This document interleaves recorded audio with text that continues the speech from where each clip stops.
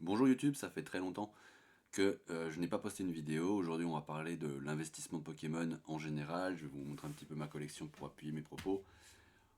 Pokémon est devenu depuis quelques temps un investissement très prisé où beaucoup de gens foncent dessus. On va être honnête, il y a une hausse des prix qui est significative au niveau du prix du scellé comme du prix des cartes. Je pense qu'il serait intéressant de voir pourquoi le marché parallèle est devenu le marché régulier presque aujourd'hui, avec l'arrivée des scalpers, 8.5 qui a fait beaucoup de mal, EV8 qui est quasi introuvable sauf dans les Pokébox récentes. On va parler de tout ça, on va parler du prix des cartes à l'unité, qui évidemment monte aussi puisqu'il devient beaucoup plus difficile de trouver du scellé. Donc forcément les gens ouvrent moins, donc les stocks baissent, donc les prix augmentent. Ça c'est jusque-là c'est logique, c'est pas forcément toujours spéculatif, c'est juste logique. On verra quand même que parfois ça peut être spéculatif, comme le cas du soporifique. On va prendre le soporifique comme exemple, mais il y a eu d'autres cartes évidemment. Mais voilà, on va parler un petit peu de tout ça aujourd'hui, vous prévenir qu'il faut faire quand même très attention quand on fait de l'investissement Pokémon et pourquoi ça peut être intéressant, mais pourquoi ça peut être effectivement aussi quelque chose qui peut mener vers des erreurs et une perte d'argent sur certains produits, surtout en carte unique, pardon. Donc voilà, donc ce qui est intéressant et par où on va commencer aujourd'hui, c'est le scellé. Le scellé aujourd'hui qui est devenu très très cher si on tape sur aujourd'hui MKM qui vous savez j'imagine est une sorte de référence sur, sur la cotation des cartes et de tous les produits, items Pokémon. On peut voir aujourd'hui que les produits type par exemple si vous tapez évolution, produit évolution prismatique, voilà. Donc, booster évolution prismatique. On va voir par exemple qu'aujourd'hui un booster, juste un booster, donc là, en plus, il faut bien vous imaginer que si vous avez des boosters uniques, c'est sûrement qui sortent de trucs de classeurs, qui sortent de choses. Ils sont sûrement pas pesés parce qu'aujourd'hui on peut pas trop peser les boosters, mais c'est pas forcément ceux-là sur lesquels je me dirigerai en priorité, mais plutôt sur des produits scellés type item, hein, pas uniquement booster. Par exemple, les ETB.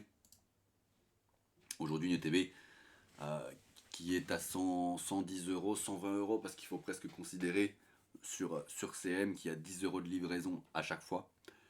Donc enfin minimum, hein. Donc il faut presque considérer si vous achetez français chez un vendeur français qu'il y a 10 euros à rajouter. Si vous achetez chez un vendeur italien, belge ou autre, sans doute qu'il y aura peut-être un peu plus de frais de port à rajouter. Donc on est peut-être plus autour des 120 euros pour une ETB sortie récemment et trouvable en magasin dans certaines régions encore aujourd'hui. Voilà, ce sont des produits qui sont beaucoup trop chers pour ce que c'est évidemment. Il y a 9 boosters à l'intérieur, plus un Evoli qui vaut 20 euros, qui va sans doute baisser vu le nombre d'Evoli qu'il y a sur le marché.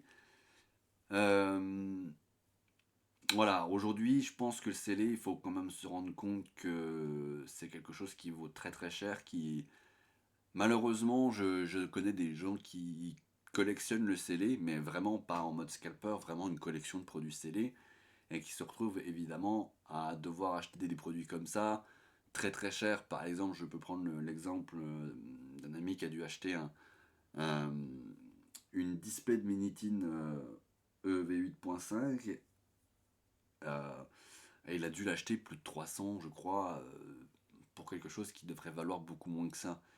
Donc aujourd'hui, le produit scellé, c'est quelque chose qui effectivement est très prisé. Jusqu'où ça va monter, moi j'ai quand même l'impression qu'on est aujourd'hui sur une valeur top, dans le sens où ce qui est à peu près amusant, c'est que le stock est faussement euh, déplacé. Je m'explique. Dire qu'aujourd'hui c'est introuvable du prismatique, c'est pas vrai. C'est pas vrai. Si on accepte de payer ce prix-là, c'est très facilement trouvable. En fait, les stocks se sont juste déplacés de magasin à privé. Et certes, ça a fait augmenter les prix, mais c'est pas une raison pour laquelle il y a moins de produits. Il y a toujours autant de produits, mais ils sont juste plus chers.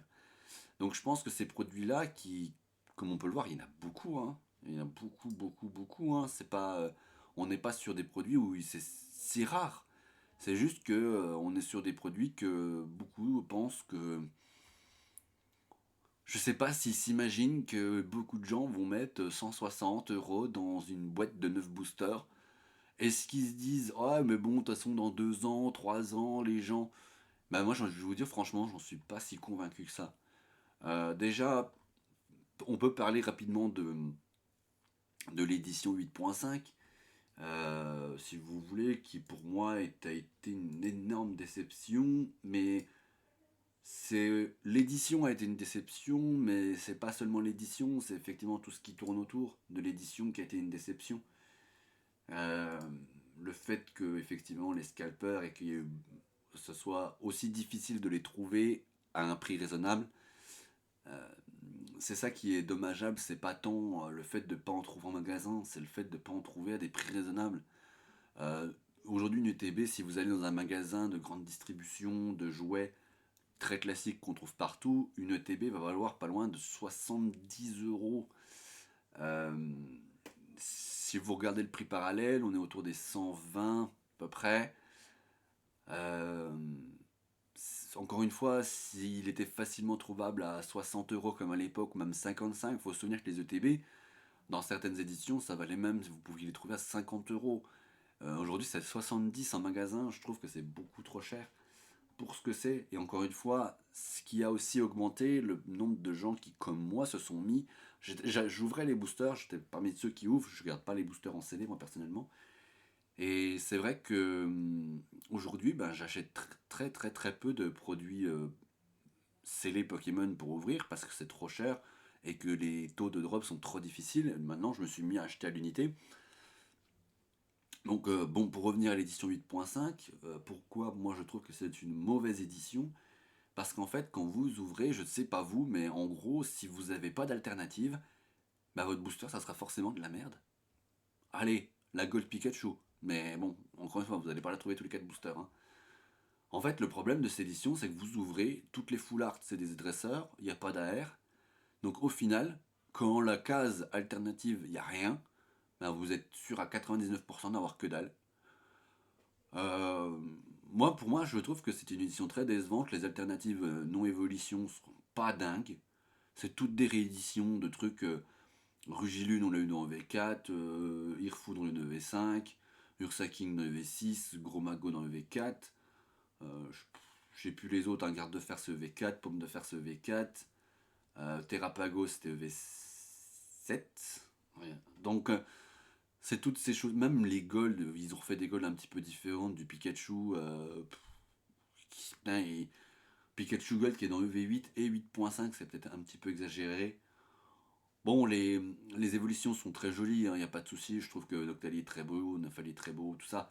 Mais vu la difficulté que c'est de l'avoir, aujourd'hui un Mentali, par exemple, vous regardez, pouvez les trouver à partir de 300 €, on va dire en bon état à 350. Quand vous voyez qu'un booster évolution prismatique ça vaut presque 15 €, ça veut dire que pour 20 boosters, l'équivalent de 20 boosters, vous avez Mentali. Maintenant, je vous mets au défi d'acheter 20 boosters et d'avoir une évolution. Franchement, je vous le dis, je vous mets au défi. Je vous mets au défi. Vous aurez peut-être une châtiment d'en tirer un. Maintenant, très honnêtement, aujourd'hui, il n'y a aucun intérêt à acheter des boosters 8.5 en scellé. À part pour le plaisir d'ouvrir, évidemment. Évidemment. Mais pour le coup, quand vous voyez que voilà, pour 300 € vous avez un Mentali, ben franchement, allez dans l'unité, hein. Parce que moi, je peux vous garantir qu'avec 300 € de 8.5, vous ne tirerez pas un Mentali, hein. Donc, encore une fois, donc là, l'objectif c'était de parler de la hausse des prix des cartes Pokémon. Donc, on va s'y intéresser. Là, on parlait un petit coup de 8.5. Je pense que ça sera un tout petit peu plus calme pour V9. Je pense que ça sera le bordel immense pour V10. Donc on verra bien. On verra bien. Bon, on va se faire un petit débrief des cartes qui ont beaucoup monté ces derniers temps. On peut parler de Zénith Suprême, l'édition, qui pourtant a été rééditée il n'y a pas longtemps et qui monte. Ce qui n'est pas une logique de marché. Donc bizarre. Mais bon, J'imagine que beaucoup de gens, voyant Pokémon comme un nouvel investissement, se sont mis à acheter du Pokémon parce que ça s'appelait Pokémon. Et je pense que beaucoup de gens ont acheté juste parce qu'il y avait écrit Pokémon sur la boîte et qui vont se planter. Qui vont se planter sur certains achats. Je comprends pas pourquoi du Zénith Suprême augmente quand il y a tant de restock. Quand vous comparez à du Reign de Glace, quand vous comparez à du Point de Fusion, à du EV7, B7, pardon, qui sont de plus en plus difficiles à trouver. Zénith Suprême, aujourd'hui, vous pouvez avoir des coffrets Pikachu pour 50 euros, allez, 60, je sais pas. Vraiment, encore une fois, chacun son avis là-dessus. Il n'y a aucun problème. Alors, on va passer un petit coup à l'aspect collection. On va surtout parler des AR. Donc là, vous pouvez voir peut-être un petit peu sur l'image. Donc c'est loin, je m'excuse. Effectivement, je pourrais peut-être approcher un tout petit peu. Je vais regarder ce que je peux faire. Hop, je vous décale à peine. Voilà, on va faire comme ça. Donc on va passer tout de suite aux AR. Voilà. Donc les AR, là vous pouvez voir par exemple le Raichu qui a un petit peu augmenté parce qu'il a été très longtemps autour des 40 euros et qui aujourd'hui il vaut 70. Vous avez Kirlia qui par exemple avec Tarsal et Gardevoir a augmenté également. Kirlia qui vaut 30-35 euros à peu près. Mais surtout, c'était important de parler du soporifique et de toutes ces cartes qui ont augmenté de manière significative en peu de temps. Bon, il y a eu cette collection vis-à-vis du dessinateur, où beaucoup de cartes du dessinateur ont augmenté, les Glevodo, Frigodo, le Fungus Fury, Melo, enfin tout ça, qui ont beaucoup augmenté, mais ce n'est pas la seule raison qui ont fait que ces cartes ont augmenté. Alors aujourd'hui, on va aller voir le soporifique par exemple. Hop. Et on va pouvoir remarquer que le soporifique, pour vous dire, donc il y a à peu près 2-3 semaines avant qu'il augmente, il était autour des 15 euros. On pouvait le trouver même à 10, entre 10 et 15 euros. Et aujourd'hui, il est autour des 40 euros. Il est monté à presque 60 au moment où il y a eu le plus fort de la spéculation, on va appeler ça comme ça, parce qu'effectivement c'était une forme de spéculation. Il est fort probable qu'aujourd'hui le soporifique continue de baisser, pour trouver une limite autour des, à mon avis, 30 euros, qui est pour moi le prix, on va dire, classique d'une belle AR. D'une belle AR. Les AR exceptionnels sont à plus de 50, les AR, on va dire, bien sont à 30, et il y a ensuite les AR à 15, et ensuite les petites AR. Pour moi, ce soporifique devrait effectivement coûter à peu près 30 euros. Euh, Ça me choque pas, ça reste un Pokémon de première génération qui peut être beaucoup apprécié par beaucoup de gens. La carte a un style, bien à elle. Vous fiez pas toujours au dessin. Alors ouais, vous avez ma caméra et le truc est un petit peu étiré, je m'excuse, mais vous pouvez la voir peut-être là, je vais vous la montrer de plus près. Elle est sous top ladder, donc je peux la prendre. Euh, donc voilà, hop, je peux essayer de vous la montrer un peu. Donc vraiment, ces cartes sont très jolies. Ça fait partie des cartes qu'il faut plutôt avoir dans la main que en dessin. C'est vrai que parfois en dessin, il y a certaines cartes qui peuvent paraître très très très vilaines, mais qui en fait sont plutôt très très jolies. Je peux vous montrer plusieurs exemples de cartes où vous les voyez en dessin, c'est pas très joli, vous les voyez en vrai, c'est vraiment très très sympa. Donc voilà, le soporifique et d'autres qui ont énormément augmenté. Je vais vous faire donner mon avis tout simplement. Je pense que certaines AR effectivement étaient très sous-cotées. Je pense qu'il y a certaines AR qui valaient entre 7 et 10 euros, qui étaient vraiment... pour 7 euros, il n'y avait rien à dire.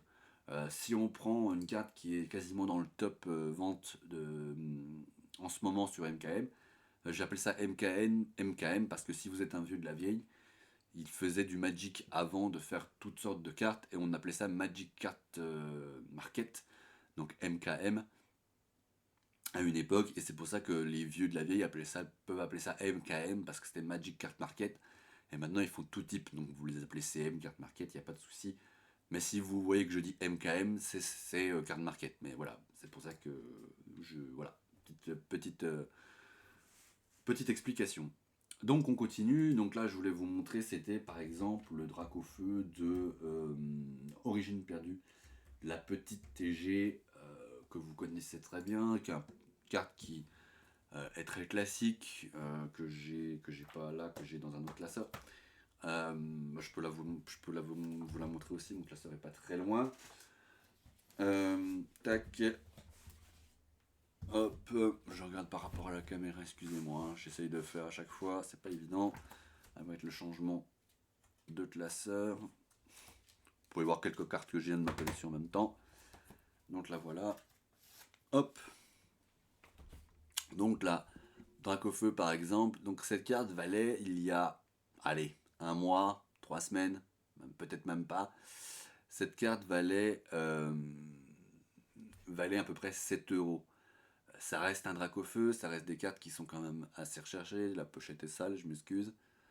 Pourtant, enfin, je la change.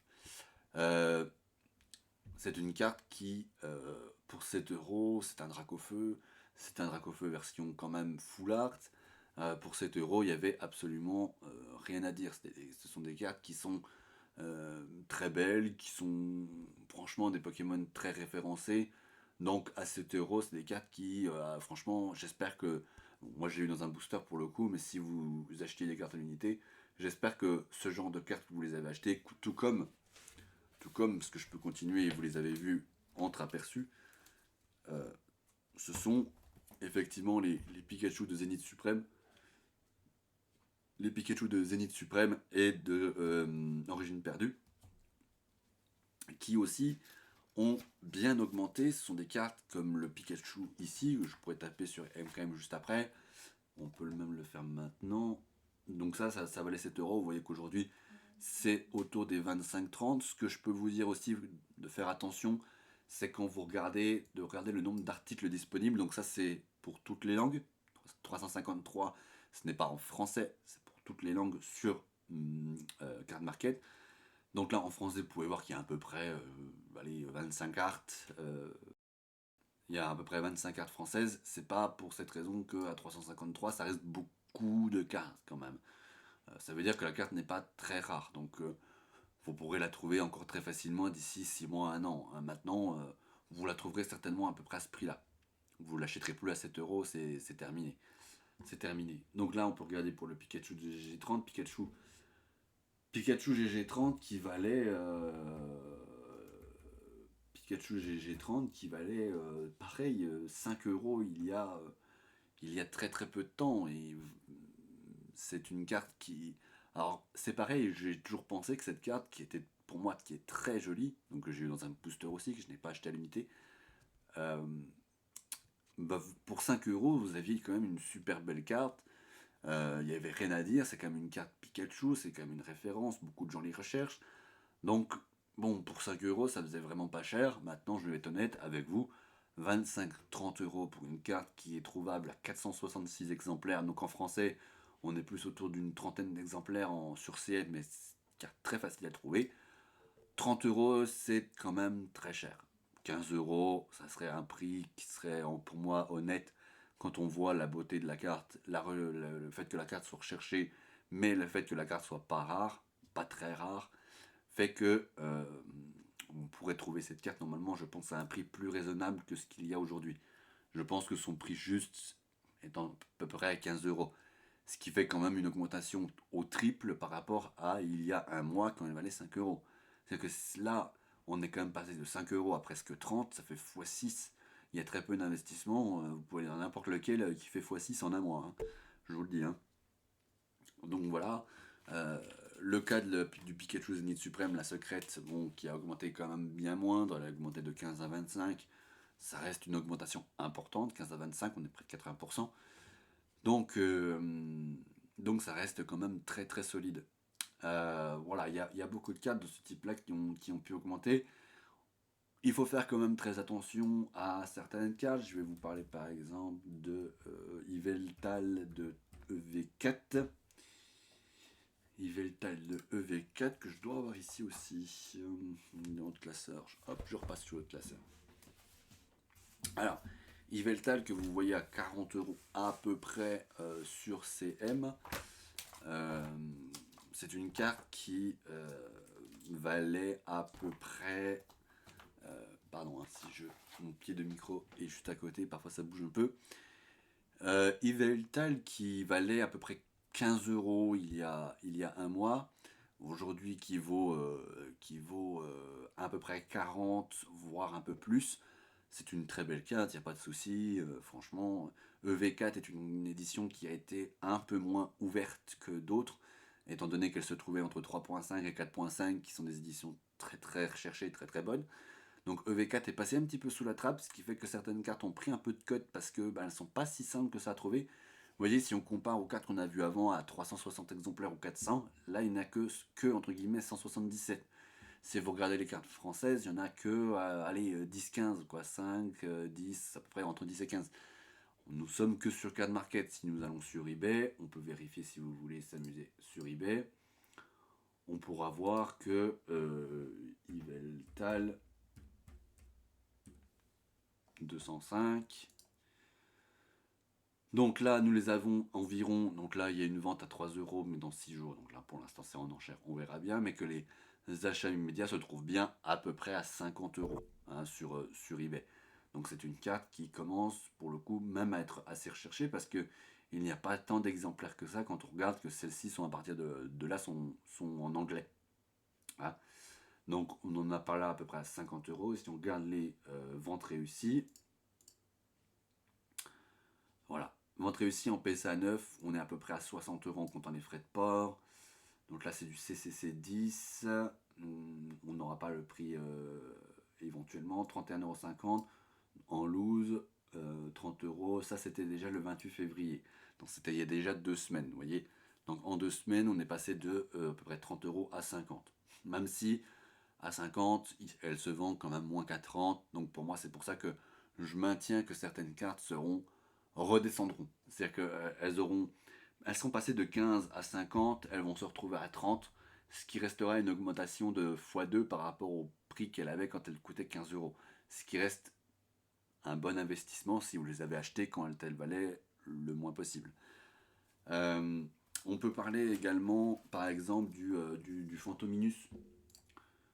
Du Fantominus de EV5, si je ne m'abuse.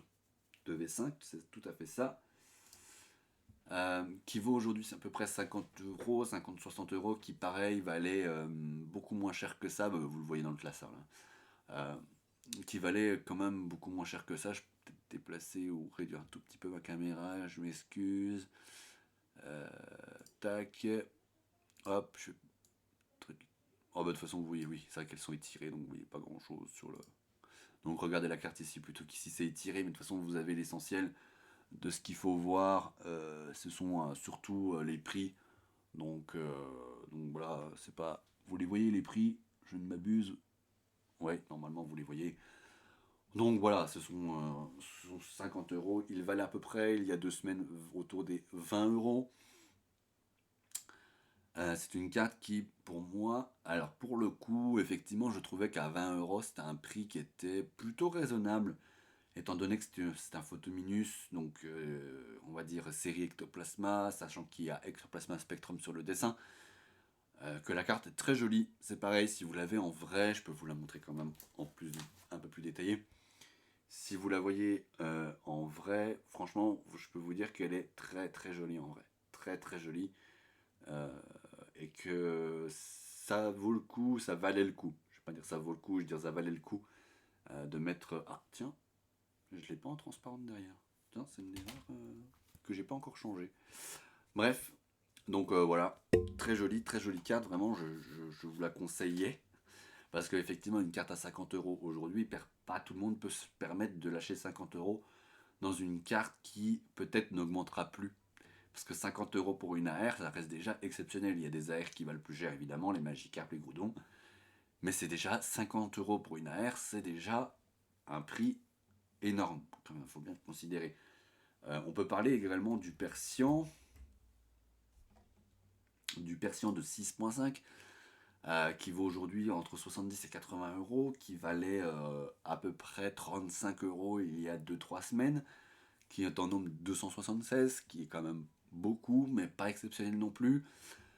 Pareil, c'est une carte qui est dans une édition qui de toute façon n'a pas été aimée, qui n'est pas très bonne, va être de plus en plus... les cartes à l'unité vont être de plus en plus rares, donc forcément ça va aussi entraîner une augmentation des prix. Vous le voyez, le Persian qui pareil est quand même très joli. Maintenant je trouvais que 35 euros c'était son prix raisonnable. Je trouve que 70-80 euros pour le Persian, bon, je veux bien que la carte soit très jolie, qu'elle ait un style, qu'elle ait... Ah, pareil, je l'ai pas changé non plus, tiens. Bon, faut que je le fasse. Euh, mais voilà, je pense qu'il y a peut-être d'autres cartes plus intéressantes.